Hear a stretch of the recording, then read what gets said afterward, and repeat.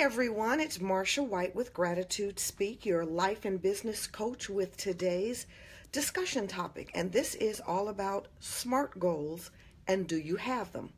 Now, first of all, for those who are not familiar with what SMART goals are, this is by no means an indictment on your intelligence or your ability to set goals for your life or your business. But for those who are not familiar with me, I'm Marcia Whyte. I'm the founder and chief content officer for GratitudeSpeak, which is a professional life and business coaching practice that I run. And hey, how are you? Thanks for the love already. I really appreciate that.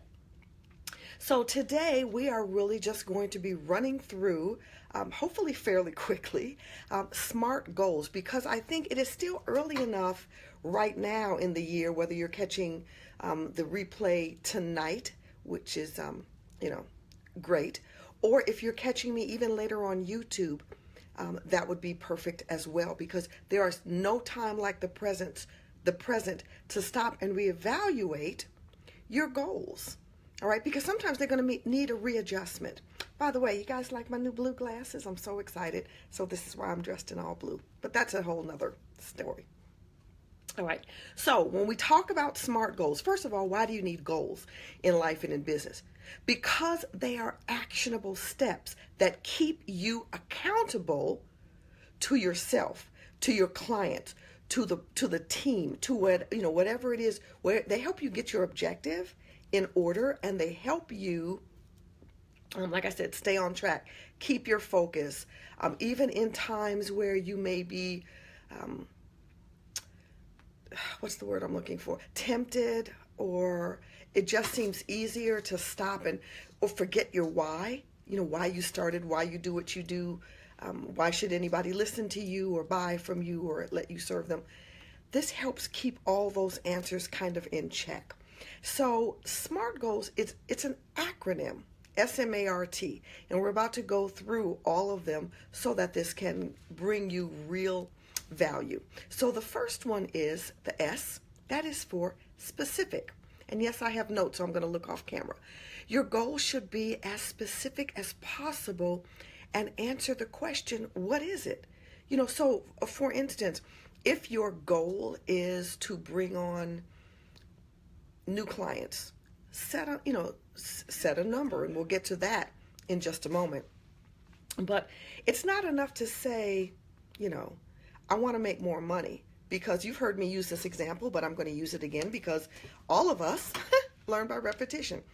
If you walked out the door and someone, from a few months ago walked up and gave you the $20 that they borrowed from you a while ago, guess what? You just made more money. You now have more, you're $20 richer. But is that what you wanted? No, that's a specific goal, but you also have to have a specific plan to get to that goal. Does that make sense? So, so that's what a SMART S, specific goal is.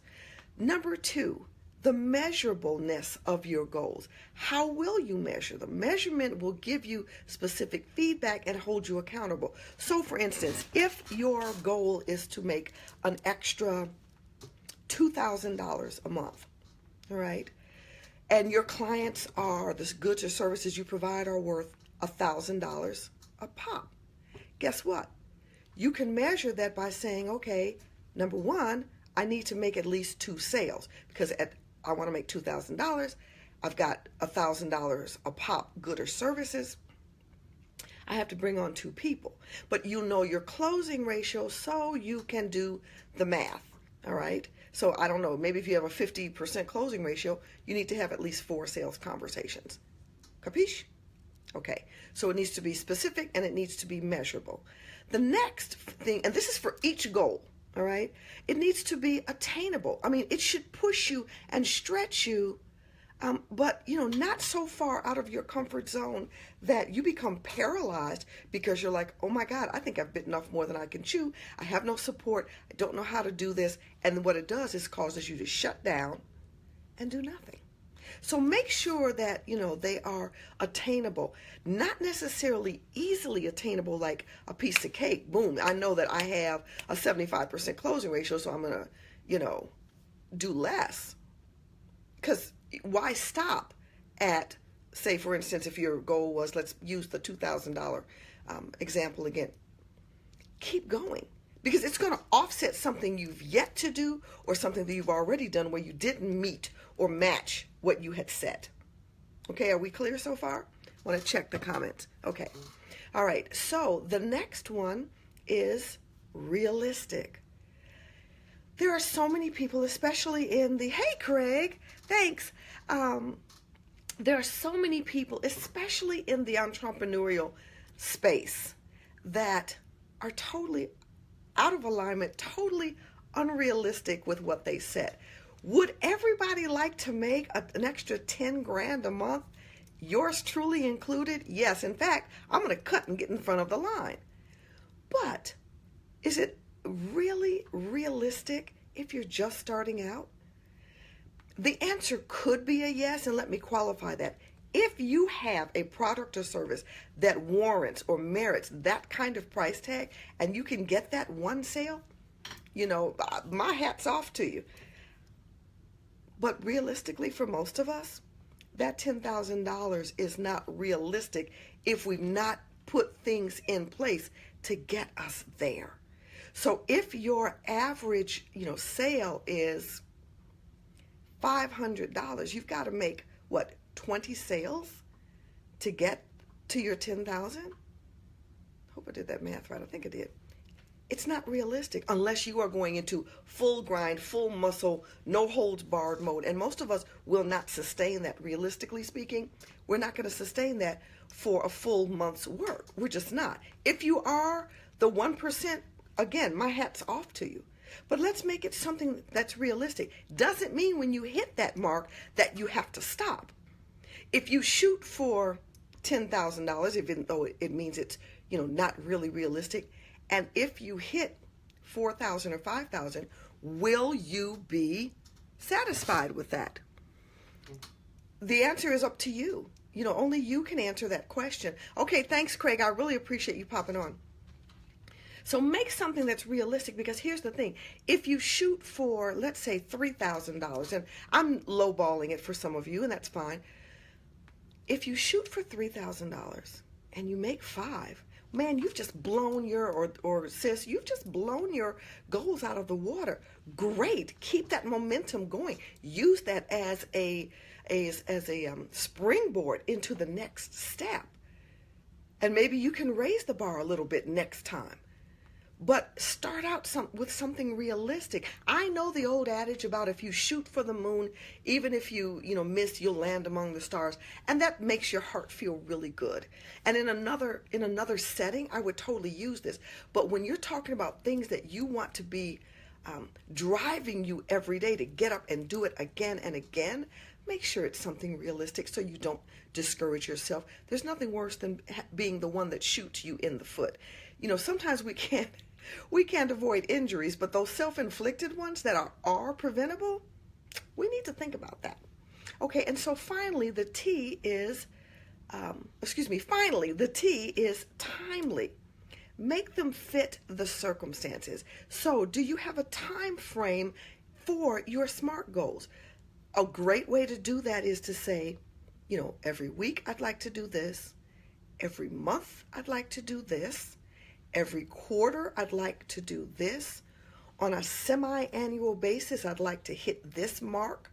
On a yearly basis, or third quarter cumulative, 3-quarter cumulative.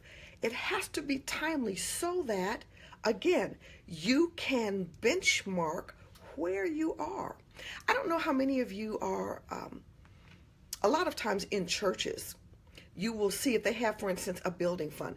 And a lot of nonprofits do this. They will have a chart, like a thermometer. You'll see it a lot on telethons as well.